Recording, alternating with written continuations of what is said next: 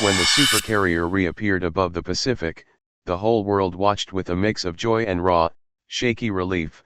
Cameras from every nation turned to the sky as the Aegis Prime dropped out of jump like a great, tired whale surfacing, and the feeds filled with people cheering in the streets, crying on rooftops, and holding up signs that said "Welcome home." No one expected the quiet that followed. Commander Amir Rasa had watched the broadcasts in his small office at the Maritime Command with his hands folded, feeling the cheer like a tide that did not belong to him. He had lost friends on that ship, and he knew what the word "returned" could mean. The carrier spun slowly in the empty black, lights blinking in patterns the engineers called normal, and yet those same lights seemed to blink with a message nobody could read. Drones swarmed the hull and sent back images of intact plating and scorched patches where the jump had burned unfamiliar shapes. The hangar doors were shut but whole, as if the crew had left them that way after a day's work, not after a catastrophe. Rasa stood by the viewport while his team prepared a small boarding party, a handful of people chosen for steadiness more than skill. Among them were Dr. Lin Su, a ship systems scientist who had the habit of asking calm questions in loud rooms, and Petty Officer Vale, young and quick with his hands and quicker with his curiosity. They docked under a sky that looked like a sheet of ink and crossed the carrier's gangway into a silence that felt wrong because it hummed. The first corridor they opened smelled faintly of hot metal and coffee gone cold. Trays lay half-eaten at tables, a cup on its side like an abandoned clue, and helmets sat on bun racks with their visors raised as if the men and women who wore them had stood to leave and never came back. On screens in the ship's bar a news loop still played a captain's speech from 2 days prior, the words frozen, waiting for applause that never came. Rasa moved carefully, the weight of cameras and microphones left at the airlock like witnesses that somehow kept the world from falling apart. They found personal things in cabins, a child's drawing taped to a locker, a dog-eared postcard with the edges curled, a chipped mug with paint that read "Best wishes." None of it told a story that matched the empty bunks. Dr. Lin checked the ship's logs in engineering and frowned as numbers scrolled by that should have been clear. The jump core reported a short, bright surge of energy they could not name and then a blackout in the primary timeline. Someone had tried to scrub the logs, but even scrubbed things leave stains, fragments of voice files, corrupted images that stitched themselves into horrors when played too long. Vale found a corridor smeared with a footmark of mud unlike any service boot the Navy used. It was a single print, deeper at the heel, as if a heavy weight had been put down and then lifted. They tracked that print to a sealed access door that bore no hatch number and no official seal, only a rough hand scrape where something had been etched and then sanded smooth. The boarding party called for a tear in the seal. Outside, news anchors argued on live television, ministers called for calm, and relatives of the lost clung to televised grainy shots in hopes that a face they wanted to see would appear in a window. The ship sounded like a library where every book had been opened and the pages left fluttering. Automated safety lights cast a soft, clinical glow, and for a few minutes the team thought only the ghost of the crew remained. The air conditioners, the power relays, the slow tick of maintenance cycles. Then a static-laced recording played from a damaged console as if the carrier itself were trying to cough up its secret. The message was garbled, but when sound engineers slowed it and cleaned the noise, a human voice emerged, thin and not loud, saying a sentence that should not have been simple in a ship that had carried many brave mouths: "We were wrong." The words were not shouted, not pleading, only a tired, small confession that rang in the ears of everyone who heard it and made the cameras tilt with new questions. Rasa felt something tighten in his chest, the same pull a man feels when he is about to push open a locked door and knows the room will change him. Orders came from the authorities to secure the carrier and tow it into a quarantine dock in low orbit where technicians and doctors could study it without the whole world pressing like a thumb to the hull. Tugs latched on, cables groaned, the Aegis Prime rolled like a slow animal being led home. Ross's team moved toward the sealed door while the world below debated whether to celebrate or mourn. Dr. Lin carried a portable scanner. Vale carried a crate of lights because sometimes the brightest thing is a hand that brings a lamp. The door hissed under the pressure of a cut and the lock clicked open like a throat clearing. For a moment the corridor beyond showed only black and a smell that was not quite rot and not quite ozone, something older and stranger. Rasa reached forward and touched the edge of the door as if that touch would anchor him to the world he knew. When he gave the order to enter, the lights along the carrier winked once, and then, with a sound like a breath being taken in by a thing that had been holding it for a long time, the entire Aegis Prime went dark. The cameras rode with them as the boarding party moved deeper into the ship, and for the first 5 minutes the world watched the slow, clean sweep like a bad dream that would not end. The lights in the corridors were on but thin, as if someone had left tiny windows open in a dark house, and every door they opened showed life stopped in the middle of doing something, a bowl of food half eaten, a tablet still glowing with a paused message, a pair of gloves laid over a toolkit as though the owner would come back at once. Commander Amir Rasa kept his voice low because low voices do not startle empty rooms, and Dr. Lin Su counted out loud the systems they checked as if numbers could hold the world steady, while Petty Officer Vale moved fast, his boots soft and hesitating. Like a boy who knows this place was a home for others. They swept the hangars first because empty hangars are loud, and the aircraft sat like sleeping beasts with their canopies down. Drones found no bodies, no trapped pilots, only maintenance logs with gaps and maintenance tools left on benches. In the crew quarters the scene grew stranger.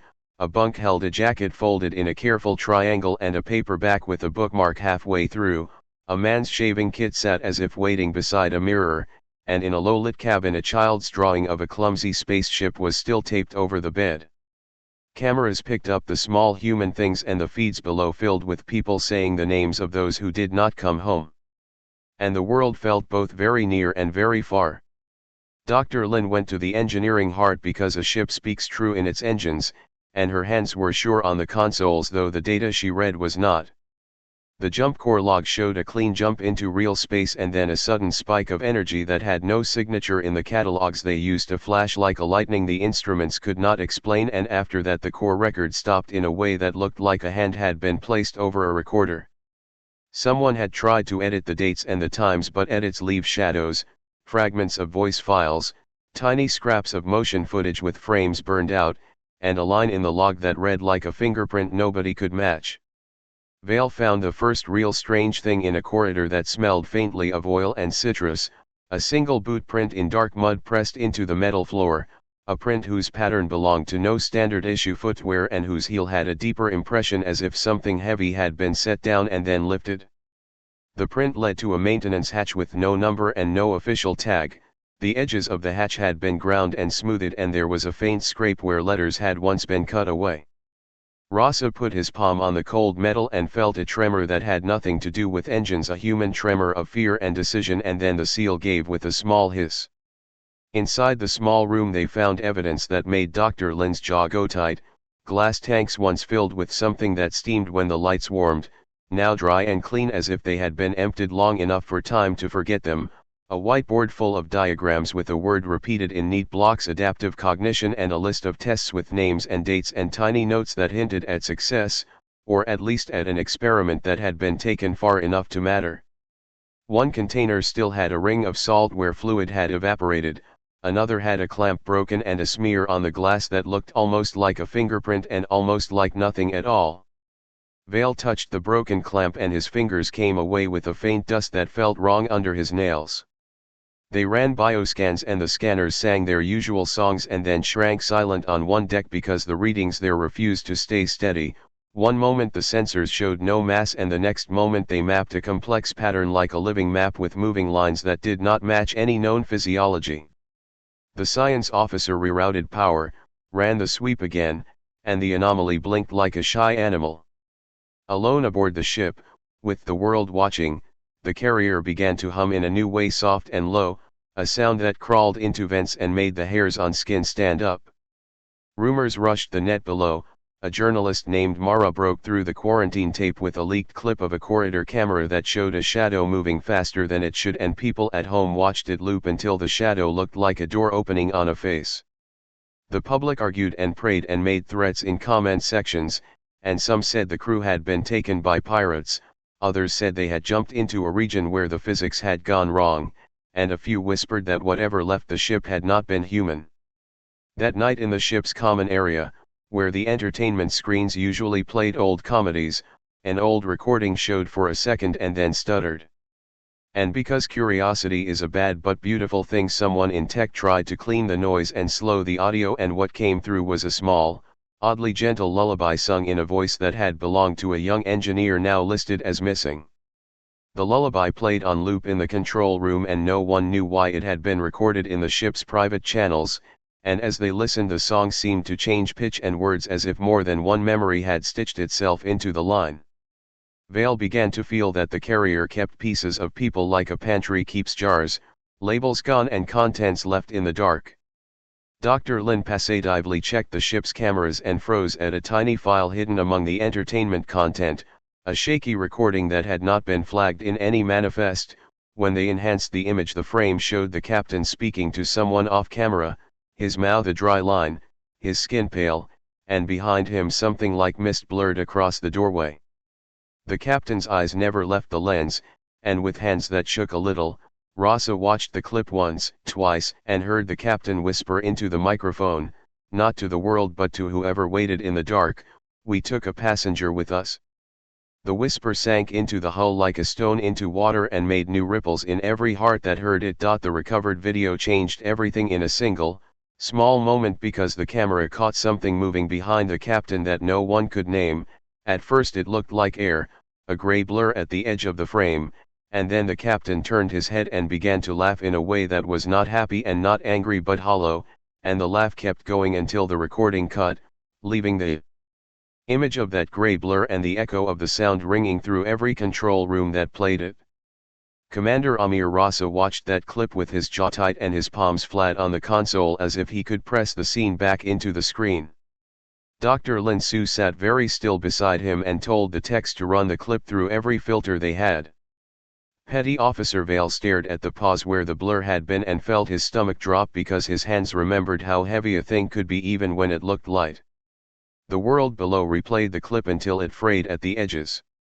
Conspiracy channels spun ideas into fever. People who had clung to hope now argued that something on the ship had learned not to be seen.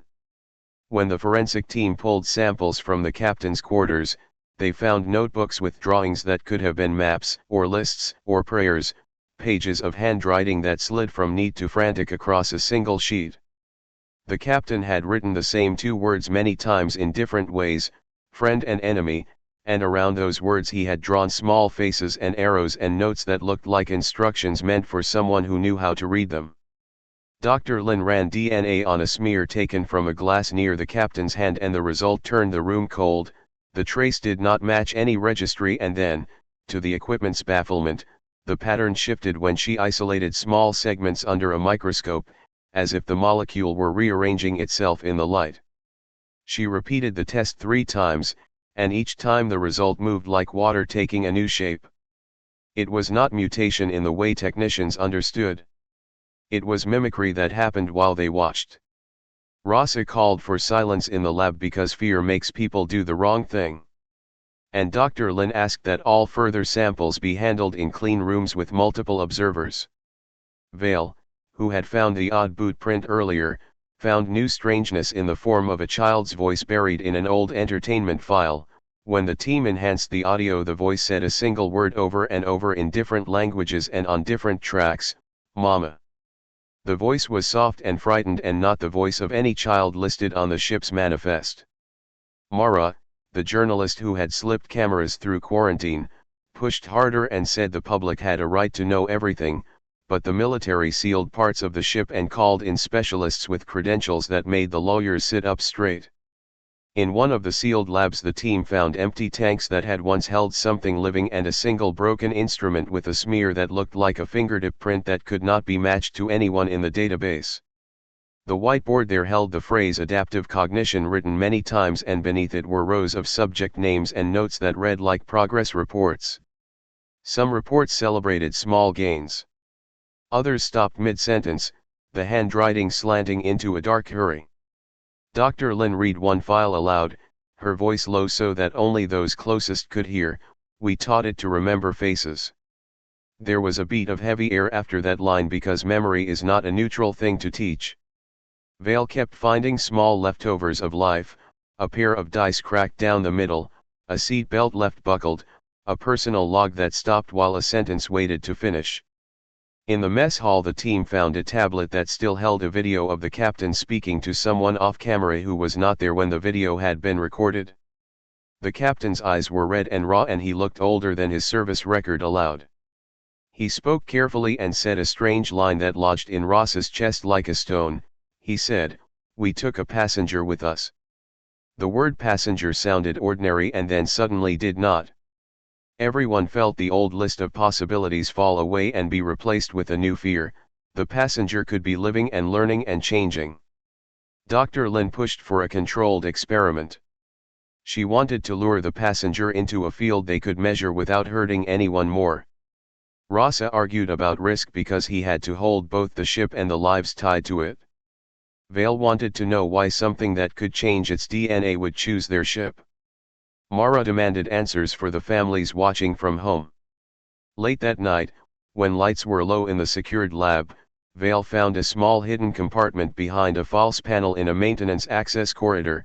The compartment was crafted with careful hands and inside it lay a single object wrapped in a ration pack. It was a stone no larger than a fist. The stone was warm against Vale's palm as if it had been held a moment before. It had strange marks carved into its face, 3 interlocking rings that repeated in a pattern so precise that Vale swore it looked machine-made and ancient at once. He did not know why his hands trembled when he held it. He put the stone on the lab bench and everyone gathered because the human body wants to see what others see. Dr. Lin ran sensors over the stone and the readout sang and then stuttered and then changed to numbers no instrument had labels for. The stone threw off a low warmth that the thermal cameras showed as a soft halo. Vale felt the hair rise on his arms. For a long minute nothing else happened. Then every mirror in the lab fogged at the same time, like breath on cold glass, and the fog formed handwriting in a dozen slants until a single sentence lay across the reflective surfaces and read, in writing that leaned both familiar and strange, "We remember." Every mirror on the Aegis Prime writing room woke the same way, fogging as if someone had breathed on it, and for a horrible, quiet second everyone thought it was nothing more than condensation until the fog did not clear but shaped itself into letters and those letters spelled the same sentence in many different handwritings. "We remember." Commander Amir Rasa felt something cold and big move through him when he read it, like a ship turning in his chest, and he ordered the lab sealed while Dr. Lin Su called for volunteers to help study the object that had begun it all, the small warm stone Vale had found. The first people to touch it were a careful group chosen for steadiness, a medic who had lost a brother on the ship, a retired linguist who had taken a leave to help, and Vale, who could not stay away. Each volunteer touched the stone for only a moment, and each bent as if a weight had been pressed to their forehead. The medic screamed and then smiled, crying because he had tasted harvest smoke and a woman's hands that mended a child. The linguist saw pale cities and a market where languages braided into music. Vale fell forward and for a single breath he was not Vale at all but a small creature on a red plain who knew the pattern of river stones and who hummed songs in a throat that had no word for war. When they withdrew from the bench they were pale and shaking and a quiet passed through the lab like a warning. Dr. Lin ran every test she could imagine. The stone did not read like anything in their catalogs. It did not fit solid-state models or organic matrices. When she put it under a spectrometer she found lines on the readout that matched no element tables and then shifted to different lines as if the stone refused to be pinned down. She placed a tiny camera near its surface and the image it returned showed not a surface but scenes, flickering, like a theater screen that remembered other theaters. The science team discovered the most dangerous thing almost by accident. The stone did not just store memory, it broadcasted it when no human was touching it. Small packets of data leaked into the carrier's entertainment feeds and then jumped the quarantine firewall and slipped into the global net. People around the world began to dream the same impossible dreams. In Rio a baker woke shaking and could build a bridge in his sleep. In Lagos a child spoke in a voice that was not hers and named moons that had a pattern none could place. In a hospital in Seoul, 3 patients who had never met described the same purple sea and the same old man who hummed like wind in trees. The dreams stitched themselves into politics faster than the labs could analyze them. Senator Hale demanded the stone be brought to Earth immediately under military control and promised safety and strength. A coalition of scientists and humanitarians argued the stone must be studied in the open, not hidden in the vaults of power. On the carrier, fear and greed tangled in ways that smelled like old wars. Some officers wanted to weaponize memory, to harvest skill and knowledge from the stone to speed the ship's repair and to press advantage. Others, led by Dr. Lin, said memory is not a tool to be taken and sold because memory bends the one who carries it. Petty Officer Vale could not stop remembering what he had been on the Red Plain. The memory sat under his ribs like an extra pulse. It whispered landscapes to him when he closed his eyes. For days he could taste river mud when he brushed his teeth. Dr. Lin set up a controlled protocol. Volunteers would touch the stone while the lab recorded brainwaves and body chemistry, and a secure team logged subjective report. The idea was to learn how memory moved from the stone to the mind. The first controlled test went badly right and then badly wrong. The volunteer, a comm technician named Sosa, touched the stone and described, in a voice not his own, a market where hands traded glass seeds, and then he described a child who had been left at a river and who loved making boats. His face changed and his eyes were not Sosa's. The tech team brought him back, but traces of the child stayed in Sosa for hours. He smiled at children differently and hummed when no music played. After Sosa, Vale touched the stone again because he wanted to understand what had become part of him. This time the memory did not leave him cleanly. He saw a village of stone houses and a ladder of stars, and then he felt pressure under his palm like a burn and woke with a new mark on his skin, thin lines like a map scratched into flesh. He cleaned the marks with antiseptic and they faded a little, but the memory inside him had not. In the days that followed, more people reported small physical marks where none should be and tiny habits that were not theirs. A woman who had never sewn woke sewing invisible seams in her sleep. A soldier found he could hum a lullaby in a language he had never heard, and it stopped him from raising his hand to strike. The stone's reach was not only private, it changed what people did and how they felt toward one another, because memories carry empathy and fear both. While the carrier orbited in quarantine, networks began to light up with others who claimed similar relics from distant missions and long-lost probes, and an unmarked probe near Jupiter pinged the carrier with a simple transmission, an image of 3 interlocked rings, the same mark on Vale's stone, and behind it a list of places where stones had been seen in older records. Diplomatic channels flared as unknown powers asked for access to the carrier. Some said the stones were cultural artifacts to be returned, others hinted at ownership and ancient claims. In the ship's communal mess, arguments broke into threats. A faction of officers tried to hide the stone in a secure locker. A different group planned to cut the stone into pieces to see if the memories would stay. Dr. Lin forbade harm and insisted on an ethic review, even as Senator Hale's emissaries pressed for immediate transfer to Earth custody. Vale, who could no longer tell which song in his head was his own, began to write down the images the stone gave him in the small hours, because he believed paper could hold what the mind could not. He sketched rivers and ladders and a symbol over and over until the lines of the symbol were burned into his eyes. One morning he woke with a new set of lines traced on the inside of his palm. They were coordinates in a format none of their charts used, numbers and curves that did not match any map on Earth or in the Navy's database. He whispered them to Dr. Lin as if telling a secret. And as she looked at the sequence, her face went very still and she said a single thing that made the room tilt toward a new kind of fear: "These coordinates point to a place that is not on any chart." And then, as if from somewhere inside Vale and not from his lips, a voice that had not been heard before said softly into the lab air, "Come home." An unmarked probe dropped into near-Earth orbit while the carrier sat in quarantine, and it did nothing loud or violent, it simply sent a narrow band burst. And then went quiet, like a hand knocking once at a door and waiting, and when the carrier's text decoded the packet they found images that made every cautious person in the room hold their breath. A clean photograph of the 3 interlocking rings carved into Vale's stone, a grid of faces from many different worlds each holding a small relic, and a map that bent the edges of the stars until the coordinates matched the strange lines on Vale's palm.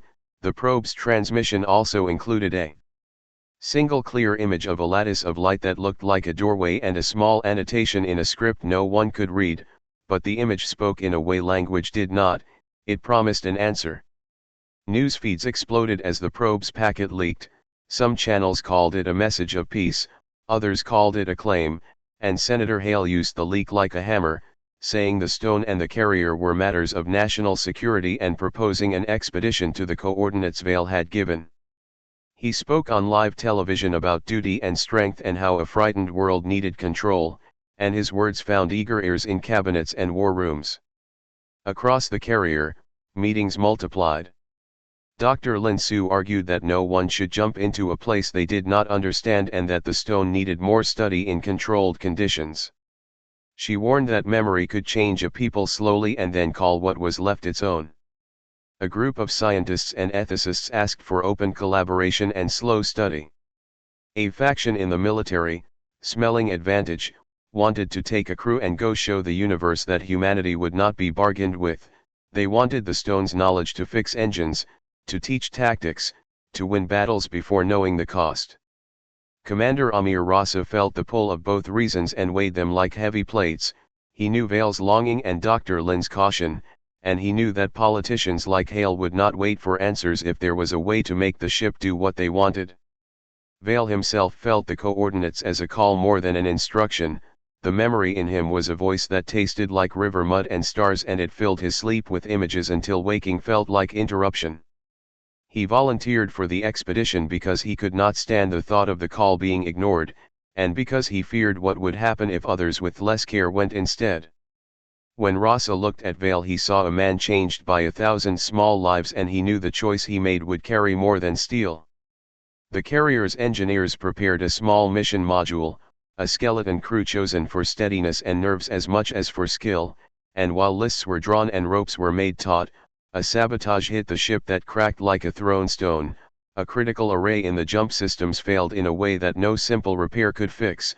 A splice had been cut and key calibration coils had been bent, not broken by accident but struck clean in a way that looked like purpose. The message spread like oil. Someone had wanted to stop them from leaving. Suspicion carved lines on faces, and old arguments about secrecy and transparency flared into threats.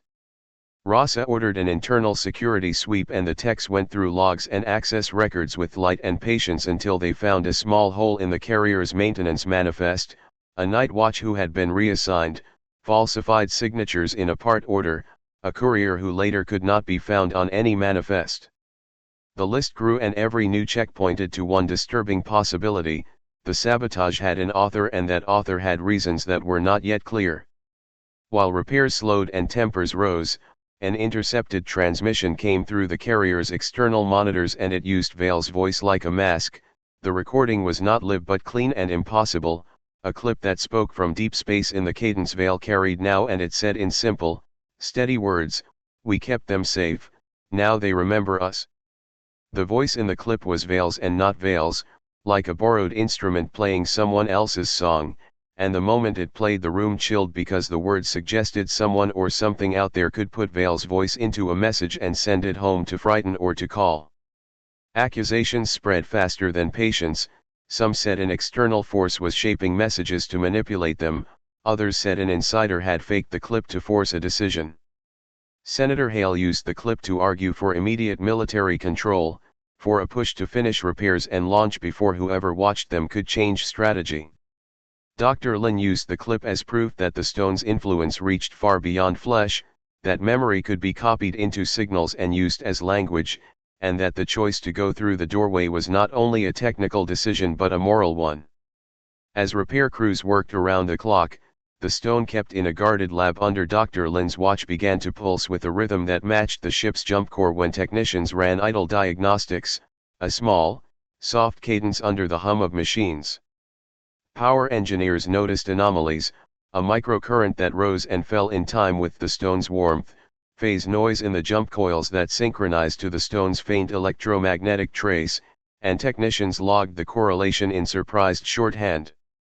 When the stone's pulse and the core's markers aligned, the technicians felt it as a prick of wrongness, like two voices singing the same note by accident. Repair teams raced to stabilize the coil phasing and secure the damaged splice while security sealed compartments, and debates raged over who should go and why, but none of the plans could hide the fact that the carrier's nameplate, once proud and bright, developed a hairline crack that split along a seam only visible at certain angles. When Rasa inspected it under a lamp, the crack glowed faint, and as he traced his finger along the split, a set of letters burned out beneath the plating like a message someone had hidden in metal: return or be returned. The words were not a threat in the way politicians used threats, they felt older and colder, like an instruction carved into an instrument that did not belong to any one hand, and for the crew waiting in the hum of repairs, the message was a new axis of fear. If they left, who would take them, and if they stayed, what would come back? The jump core fired, and for a heartbeat the universe folded like a page turned too fast.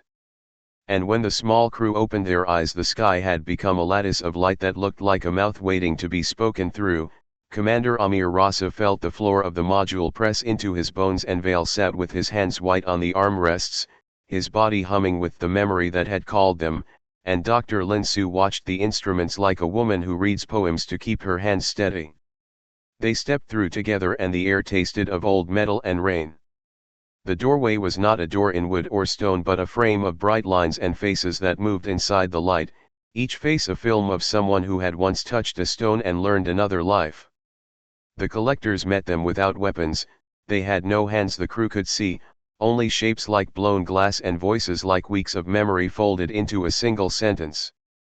The largest of the collectors spoke without lips and offered a choice in a way that did not need translation: keep and carry the memories of many worlds and live with all those selves inside you, or leave what you took and return to the life you had, simpler and whole. For a moment every sound in the small team left them, and only the choice remained heavy between them. Senator Hale said the answer was simple to him: seize the collector's knowledge and make Earth strong. He argued with a voice that shook but did not change: we can fix our engines, our weapons, our mistakes, we can be the ones who never need to fear again. Dr. Lin looked at him and saw not victory but a slow, hidden erasure. She said, memory is not a machine you can take apart and reassemble. Memory is people. Rasa felt the weight of command in the space between slogan and life. He looked at his crew and thought of all the faces that had been lost and what it would mean to bring back techniques and tools by taking lives from other worlds. Vale, whose sleep had been full of river stones and a ladder of stars, trembled as if the memory inside him pushed him toward both places. The collectors showed them how memories were not like files that could be copied without cost. They ran scenes across the light: a mother tucked into a market memory, a child learning a song and losing something when it left, a village teaching its last elder and then emptying like a pot poured dry. When Vale reached for the stone he had left in a pocket, the collectors did not try to take it. Instead they opened a corridor of light and let all who wished pass through to the place the stone had come from, and there was the test: those who stepped through could choose to stay and give themselves to a chorus of remembered lives, or they could leave a single memory behind as trade and come home without the rest. The crew argued. Senator Hale stamped his foot and wanted to force a majority vote. The saboteur, revealed at last by the ship's own logs and a chain of receipts one of Ross's sailors found, stood in the circle as if ready to be judged. He had been a high-ranking logistics officer whose child had been taken into the stone and never returned whole, and his anger had pushed him to break the jump systems to stop anyone else from going back to the dealers of memory.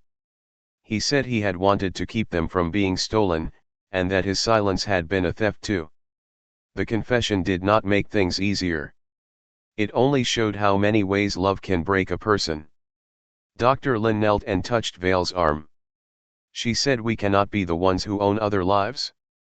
Senator Hale spat the words, but the tide of opinion on the carrier was shifting. Rasa thought of sacrifice and of mercy and of how small gestures change the shape of a people. Vale stood then, very quietly, and walked into the doorway like a man going to a long-needed table. He felt the ladder of stars and the red plane like hands on his shoulders, and he did not pull away. He carried only a small choice with him: he would leave behind one memory that could not be used as a weapon. Vale remembered a lullaby the captain had sung in damaged footage, a simple tune that taught calm and kindness, and he placed that song into the light as his trade. The collectors accepted the trade in a way that looked like a small sealing of hands.